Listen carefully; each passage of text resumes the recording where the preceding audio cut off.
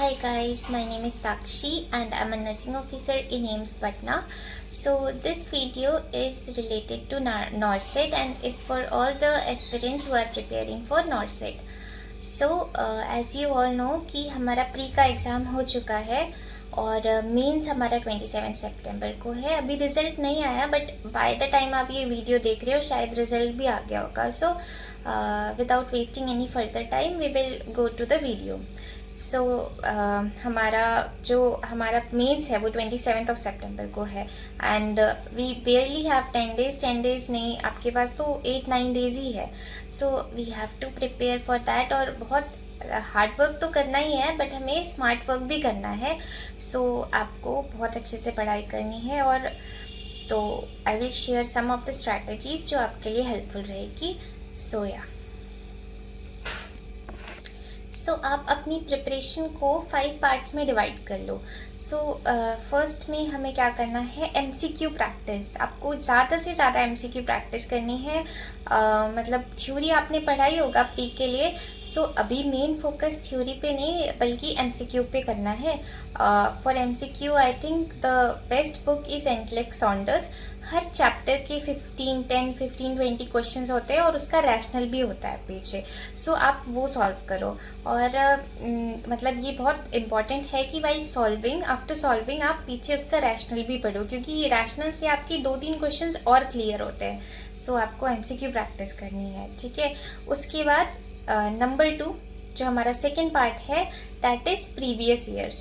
Previous year अभी ये हमारा नॉर्सेट 9 है. नॉर्सेट 1 से लेके 8 तक के और प्लस नॉर्सेट 9 का प्री जितने भी क्वेश्चंस आपको सारे सॉल्व करने, एक बार नहीं तो 2 बार. जब तक आपके कॉन्सेप्ट्स क्लियर नहीं होते आपको उसको सॉल्व करना है, ठीक है. उसके बाद नंबर 3 इज इमेजेस. मैं बोलूँगी कि इमेजेस जो है वो बहुत ईजी है और मतलब बोनस पॉइंट्स है आपके लिए इमेजेस. इमेजेस छोड़ना नहीं है आपको. आप देखोगे 6 क्वेश्चन 7 क्वेश्चन 5 क्वेश्चन आ जाते हैं और बहुत इजी है इमेजेस. तो हमें पता ही है कौन कौन से इमेजेस आते हैं. इमेजेस करने हैं. जैसे कुछ टॉपिक है जो हर बार नॉर्सेट में आते हैं जैसे कि मैनुअर्स हो गए, ठीक है. इस बार भी आए थे प्री में. इस बार इमेजेस नहीं आए थे बट थ्योरी आई थी उनकी. अगर आपको पता है कि इसमें क्या होता है आप उसको सॉल्व कर पाओगे. नॉर्सेट 7 में भी आया है, 5 में भी आया है, 6 में भी आया है, 8 में भी आया है इमेजेस रिलेटेड टू मैनुअर. आप उसको अच्छे से कर लेना बाय हार्ट. उसके बाद ECG. ECG एबनॉर्मेलिटी है, क्या है, एट्रियल फिब्रिलेशन, वेंट्रिकुलर फिब्रिलेशन. उसके बाद sinus bradycardia, sinus tachycardia, heart block, सब कुछ सारे इमेजेस सबका मैनेजमेंट आपको पढ़ना है. फॉर श्योर इस टॉपिक से क्वेश्चन आएगा ही आएगा.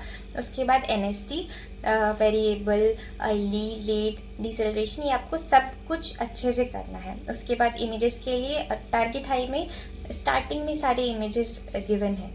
आपको उसको बाय हार्ट करना है. उसके बाद हर सब्जेक्ट के एंड में इमेजेस है, आपको उसको भी करना है. Images done. उसके बाद हमारा पार्ट 4 है थ्योरी. थ्योरी आपको पढ़ना है लेकिन किस तरीके से पढ़ना है, स्मार्टली पढ़ना है क्योंकि इतना टाइम नहीं है कि हम मतलब सारा थ्योरी रिवाइज कर पाए और बाकी चीज़ों पे भी ध्यान दे पाए. For theory I will say कि जैसे जैसे आप क्वेश्चंस कर रहे हो, मान लो आपने पैनक्रियाटाइटिस का क्वेश्चन किया तो जल्दी से जाके पीछे उसकी थ्योरी देख ली. सॉन्डर्स में ही पीछे उसकी थ्योरी देख ली और आपको कुछ याद आ रहा है कि हाँ ये पॉइंट है तो आप अपने नोट्स जो आपने बनाए हैं उसमें भी देख लो, ठीक है. और फिर आप एक मतलब एट अ ग्लांस देख लो टॉपिक को, जो भी आपने इंपॉर्टेंट चीज़ें हाईलाइट करके रखी है उसको भी एक बार रिवाइज कर लो.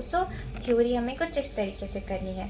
देन उसके बाद 5th पॉइंट है जैसे हमारे अदर सब्जेक्ट्स है जैसे कि रिसर्च मैनेजमेंट, CET, माइक्रो हो गया, बायोकेम हो गया. उसको आपको एक दिन दे दो या फिर मतलब हाफ डे में भी हो जाएगा अगर आपने पहले किया हुआ है. रिसर्च मैनेजमेंट CET आप फिनिश कर लो. एंड न्यू प्रोग्राम्स जो है जैसे आप नॉर्सेट 8 में देखोगे बहुत सारे क्वेश्चन आए थे प्रोग्राम से रिलेटेड. उसको आपको बिल्कुल नहीं छोड़ना है. आप जो भी अपडेटेड चीज़ें आई है 2024 में, 2025 में और कौन सा प्रोग्राम है, किसका क्या लोगो है, that also you have to see. 2-3 question इससे भी आ जाएंगे. That also you have to focus. Guys I hope आपको ये वीडियो अच्छा लगा और आपके लिए ये वीडियो हेल्पफुल था। और कुछ चीज़ें मैंने मिस की है और उनको मैं अभी इस वीडियो में अपलोड कर दूँगी। आप उसका स्क्रीनशॉट ले लेना and you can prepare accordingly. Thank you for watching.